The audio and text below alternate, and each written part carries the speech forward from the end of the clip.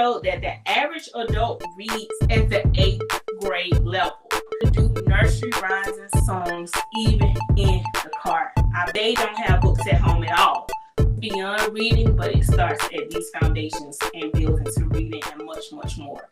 Let Kids Play Podcast. Hey, it's Nyetta on another episode of Let Kids Play Podcast, and today we're talking about literacy and language development. So how we build those skills. But first, I want to let you all in on some stuff. Maybe you know, maybe you don't, but I just want to let you in on what I've been reading, like stuff I researched.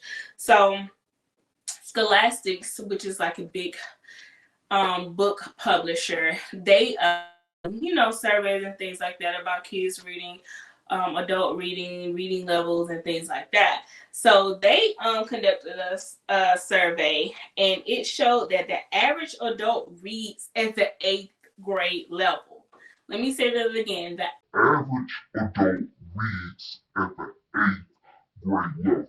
And then another thing they found was 61% of families on the lower income families, they don't have books at home at all. 61%. That's a high percent. And then lastly, the other thing that I noticed was 37% of the fourth graders are on grade level. They proficiently read on grade level. 37% of our fourth graders. So it got me to thinking, why are we rushing our little ones to read? Like, what's the rush in getting our 3 and 4 year olds to read?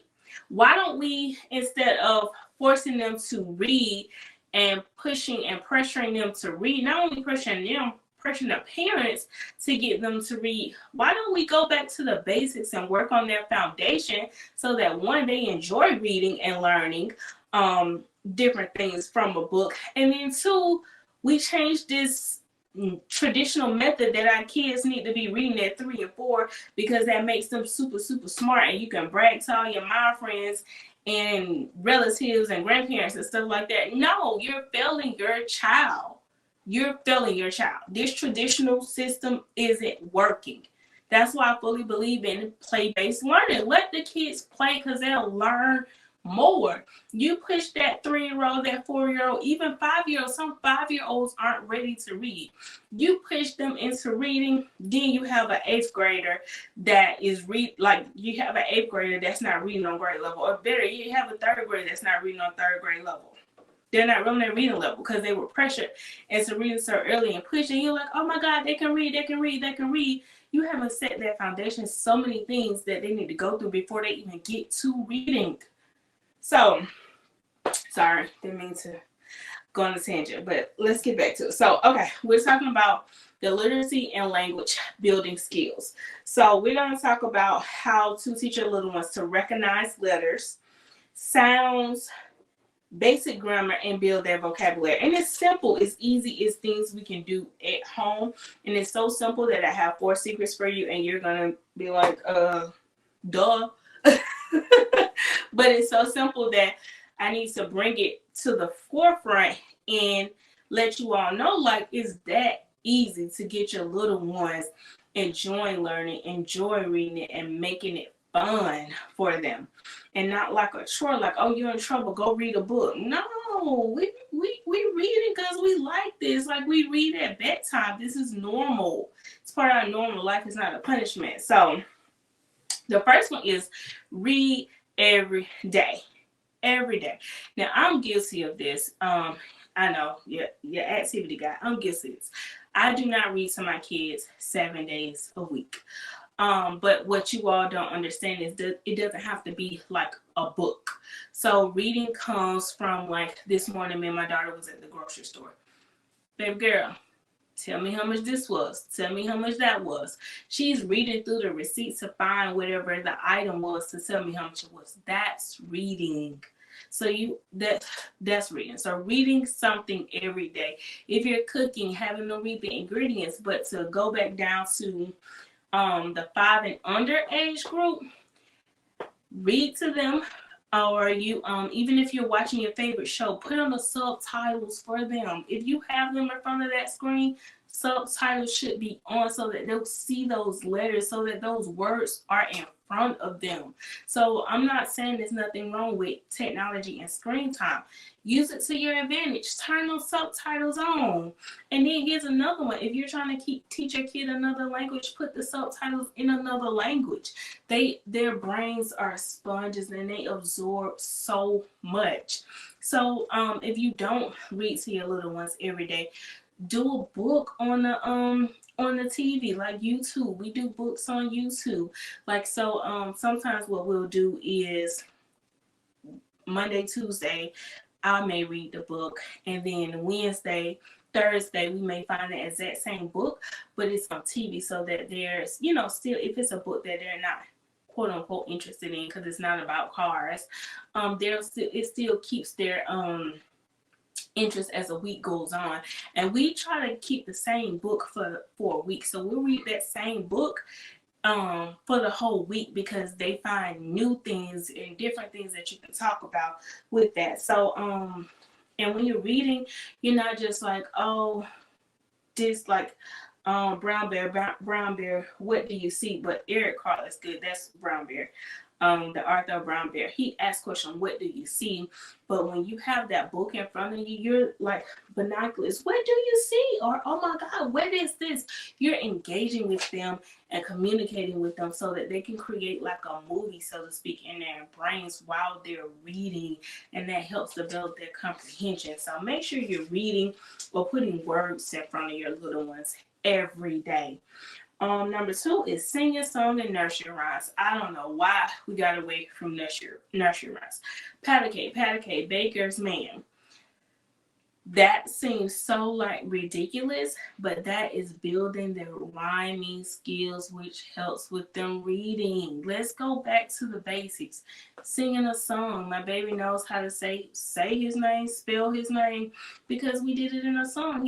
He's 4, so he's been spelling his name since, I want to say, 2.5, because we did it through song. They learn so much, and it's always a joke, like you can sing that song on the radio, but know them ABCs. Well, did you play the ABCs for them to sing the song like they sing on the radio? I'm just saying. So, like, listening to things, like, we love listening to Gracie's Corner because she has different things. First of all, I like the beat. I like the beat, so I can ride to Gracie's Corner. If I'm gonna have to listen to the ABCs, we gonna need a little beat to it, something I can, jam to. So I'll be singing Gracie's too. So Humpty Dumpty is a good one because it's a nursery rhyme, but Gracie did her put her own little twist on it, and it's a wonderful song to listen to. But also, what's another one we like? Raining Tacos, like just anything that's like that repetition, because singing, you're going to sing the chorus. So singing those, playing those in the car for them, and getting them to listen to those, and you realize that they're picking up the words. Because it's one thing to get upset that they're singing the songs on the radio, but it's another thing for you not to change the radio. Just saying. So yeah, singing songs and nursery rhymes helps with their reading skills, vocabulary, and things like that. And like I say, it's easier said than done, but it's also easier for you to change your radio and put it on something a little more cleaner and educational for them versus the radio. And like I said, I'm not saying like listen to like the old like nursery rhymes that are dull and dry. Gracie Corner has a good one. Doggyland, Snoop Dogg has a good one, especially his affirmations. We listen to that a lot from Doggyland by Snoop Dogg with his animation. Or you can even listen to what's another one we listen to? Miss Monica. You can listen to Miss Monica, even though hers is more like a preschool, but she has songs too that you can listen to, and it sounds a little bit better. So, just saying that. Number 3 is play word games. What word games would you play with a 2-year-old or 3-year-old? Well, Simon says, find something that starts with a B. Find something that starts with a C. Ooh, even better. When we're driving, I spy the letter T. What store we going past? Target. But when you put it in Target, I spy the letter T. I spelled the letter G. So things like that is so simple. It's so simple, but I'm here to remind you all how simple it is so that we can change this. Like, our kids are the future, and it ain't looking too hot right now. So we need to change this. Like, for kids to not have books in their household, that, like, for me, books and paint is like the house. If you don't have that, where's the house? So that kind of hurts. And it makes me want to figure out what we can do in the world to change that. Like, I fully preach having a library in your house. Like, we have a library in our house, and that's what I have the kids call it, the library upstairs. As you see, I have, well, I don't know if you all can see, but I have books back here on my shelf. We have a bookshelf in the living room, so my kids see that there are books. I'm the one that keeps, like, the hard copy books, but my husband's a digital person, but they see him reading on his tablet. Like, you have to put it in front of them in order for them to understand that it's fun. It's something to do. So putting the words, playing those games, making it fun. They understand that words are fun. What do you have with reading? Words. You're connecting the dots for them. So the last one is a mock podcast. And I'm mad I don't have my microphone because my little ones love it. That's probably why I don't have it. Excuse you, how old are you? 4. You're 4? Can you show me your number 4? 1 study. 1 study 4. So, yay! A mock podcast. So, your 2-year-old and 3-year-old talk a lot. They talk a whole lot. They're learning to talk. They love the new words that they're learning. Put a microphone in front of them. Even if they don't talk, as long as you're not scaring them, giving them anxiety, making them anxious, put a microphone in front of them and y'all pretend to sing or y'all talk about something. So one way that we build our vocabulary and communication skills, because reading comes with communication, like, the better reader you are, the more articulate you are with your words and things like that. So communication and talking is a big piece of that, and it starts with your mind and having those conversations. So when we wake up in the morning, my little one, I used to ask him every morning, it would be my question, like, how did you sleep? Of course, and they say good, but instead of just leaving it at that, oh, what did you dream about? And sometimes he'll say, I didn't have a dream, but majority of the time he comes up with a creative story. And now he asks everyone in the whole house, what did you dream about? And he's like so engaged. Like, that's the first thing he asks. He said, good morning, what did you dream about? Even if he calls my dad, granddaddy, what did you dream about last night?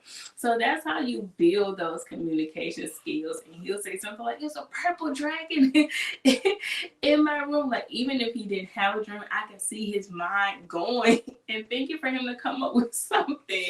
And I'm usually engaged. I'm not like in my phone. I'll stop like what I'm doing to turn around and listen to him about what his dream was about. It's just so cool. So that goes in hand with like the mock podcast. Sit them down and say, hey, we have an interview today. Our special guest, because they feel so excited, like you're telling them that they're special. And just ask them different things. What's your favorite color? That's another way to help with it. What's your name? What's such and such? Who is this? Like, just, have a mock podcast for them, and that would be super, super cool, especially if you're watching this podcast, because they're like, oh, like the podcast you watch. Like, you don't think that they're absorbing that stuff, and they are. So that's a cool one. So just to recap for you all, so that we don't have our little ones not reading on grade level by 3rd grade. We're going to read to them every day or put words in front of them every day using the subtitles, using books on YouTube, e-readers, things like that. We're going to sing and do nursery rhymes even in the car. Comment below if you can make that commitment with me. We're going to do nursery rhymes and songs even in the car. I believe you can do it because I do it, and I believe you can do it too. The 3rd one was play word games. I Spy, as Simon Says, is great. Simon Says, go find the letter A. Like just things like that, and they'll find a word, especially if you're in the kitchen and you put all these cute little signs and stuff like that, and your aesthetics with your signs in your kitchen. So find the letter K, because you probably got a sign that has kitchen in it. So just things like that. The last one was the mock podcast, where I'm pretty sure that will surprise you all. Like that's the clutch one right there, because the kids love talking. You put a microphone in front of them. Like my daughter, she used to be really, really shy, and she didn't talk to anybody outside our house till she was like 2.5. But that microphone, putting that microphone in front of her, it worked. Now she has the confidence to say thank you to the cashier, or to speak up and place her order, things like that. So that's building.